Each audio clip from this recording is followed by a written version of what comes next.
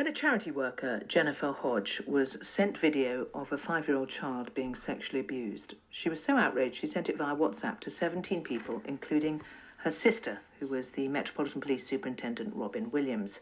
Superintendent Williams didn't play the video, but was convicted of possessing indecent images. She was found guilty by a jury at the Old Bailey last week and has just been sentenced to 200 hours unpaid work in the community. The prosecution said that they accept the defendants in the case had no sexual interest in the video, nor had any sinister purpose in having it and sharing it. Her sister Jennifer Hodge and her sister's partner were also convicted of indecent image offences of a child. Danny Shaw is our Home Affairs correspondent, is at the Old Bailey, and this is, Danny, such a strange case.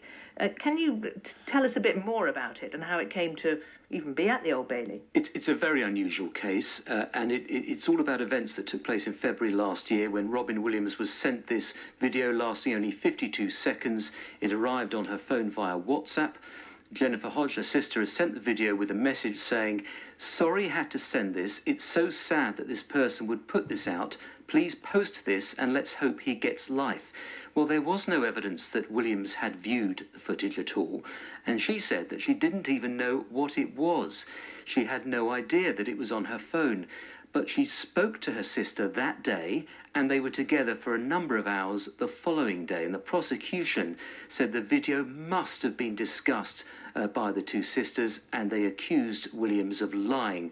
Well, the jury found her guilty by a 10-1 majority of possessing indecent images. As you say, she's been given a 200 hours unpaid work order and will have to sign on as a sex offender for the next 5 years. And there is a very real possibility that her 36-year police career, which was described by the judge as stellar, could end, and she could lose her job as a result of misconduct proceedings, which will now take place. But interestingly, the prosecution accept that they don't. I mean, they weren't. There was not a charge that the defendants had any sexual interest in the video.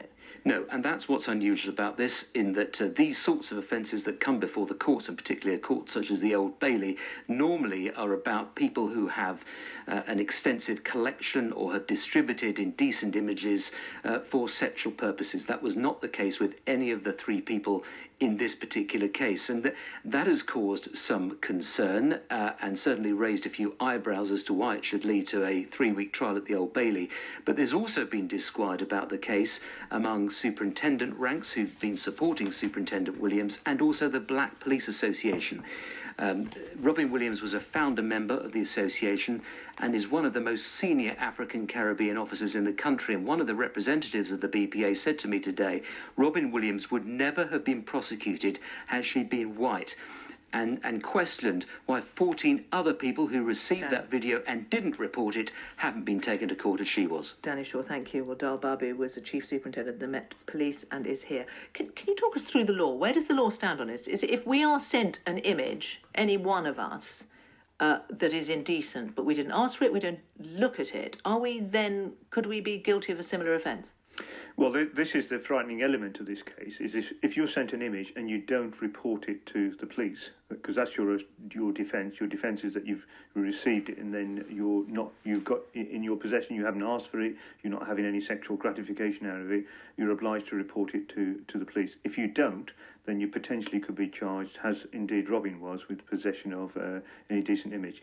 And I think this is one of the issues around social media at the moment. You know, many of us will be members of WhatsApp groups. I actually went to the Old Bailey, I listened into the evidence, and like as Danny has suggested, I'm surprised that this case got to the Old Bailey. But what it did make me do is realise how vulnerable you are when you're on social media. And I actually stepped out of a few WhatsApp football groups I'm a member of. Well, I was going to ask, because a lot of us are members of WhatsApp groups where we don't even necessarily read the messages. There are too many. Absolutely. But it did make me realise, when I was listening to the evidence, how vulnerable you are. Because Robyn's evidence to the court was that she didn't open up the video. And actually, many of us will have messages and, we will delete them immediately. Whether it's because of lack of data or because we know that they're going to be fairly innocuous.